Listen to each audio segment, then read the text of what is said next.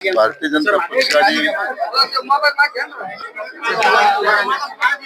महायुतीच्या वतीने आज राजा तनपुरे यांचा अर्ज दाखल करण्यात आलेला आहे आणि ते आपल्या जिल्ह्याच्या स्थानिक स्वराज्य संस्थेच्या मधून महायुतीचे उमेदवार म्हणून ते आता उभे राहणार.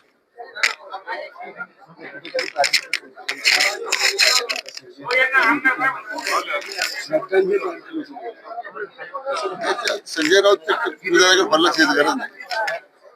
संजय राऊतने आता स्वतःचा विचार केला पाहिजे. स्वतःच्या पक्षाला श्रद्धांजली अर्पण करण्याची वेळ आहे. स्थिती चिंता तरी करावी. आता शहरात राष्ट्रवादींनी वेगळी भूमिका घ्यायचा निर्णय घेतलाय.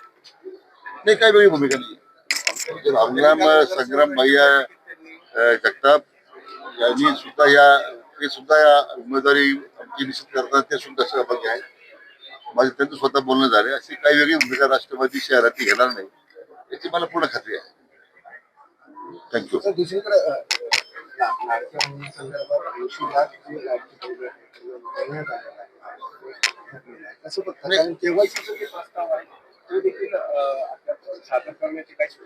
नाही, केवायसी करण्यापासून सूचना दिल्या जातात.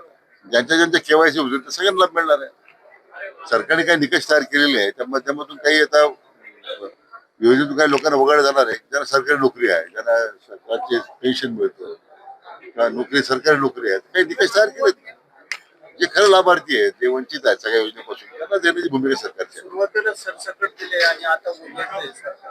एक निर्णय झाला तर तो निर्णयामध्ये फेरबदल करण्याचा करण्याचा अधिकार सरकार नाही. दुसरी गोष्ट जरांगे पाटलांच्या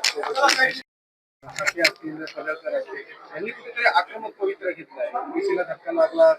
मला सगळ्यांना हे सांगायचंय, कोणत्याही आरक्षणाला धक्का न लावता ही प्रक्रिया मराठा आरक्षणा संदर्भातली सुरू आहे. जे जर मी निवेदन पाहिलं असेल जे आम्ही जरांगे पाटलांनी आम्हाला दिलं किंवा आम्ही जे काही त्याला मान्यता देऊन त्यांनी जर वाचन केलं, कुठे असं नाही की अन्य आरक्षण काढून आपण त्याला द्यायला निघालं. असं काही नाही. कोणाचं आरक्षण धक्का लागणार नाही. त्यामुळे मला वाटतं ही जे वक्तव्य येतात हे मला माहित नाही काय त्या पाठीमागे काय त्याची भूमिका आहे. पण ठीक आहे, प्रत्येकाला अधिकार आहे. थँक्यू.